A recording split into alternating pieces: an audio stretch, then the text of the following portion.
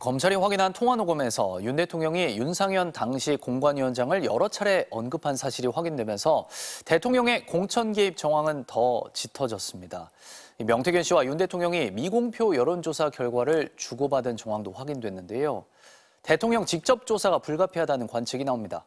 이혜리 기자입니다.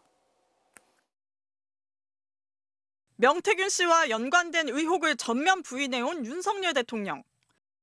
누구를 공천을 주라 이런 얘기는 해본 적이 없습니다. 저는 명태균 씨한테 무슨 여론조사를 해달라는 얘기를 한 적은 없습니다. 그러나 검찰이 확인한 통화 녹음은 윤 대통령 해명과 배치됩니다. 김영선 전 의원 공천을 두고 윤상현 당시 공관위원장 이름을 2차례 이상 언급한 겁니다. 또 당시 공관위원장이 윤상현 의원인지도 몰랐다는 기존 해명과도 상반됩니다. 공관위원장이 우리 정진석 비서실장인 줄 알고 있었어요.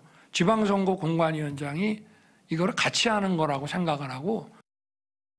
명 씨가 윤 대통령 부부에게 국민의힘 대선 경선 전후로 미공표 여론조사 최소 4건을 건넨 정황도 드러났습니다. 정치자금법 위반 소지가 큽니다.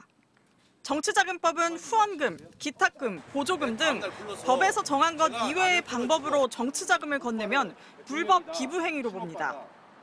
당시 명 씨의 지시로 여론조사를 했던 강혜경 씨는 여론조사 비용을 받는 대신 명 씨가 김 전 의원 공천을 받아왔다고 주장해왔습니다. 여론조사 비용을 저희가 못 받았습니다.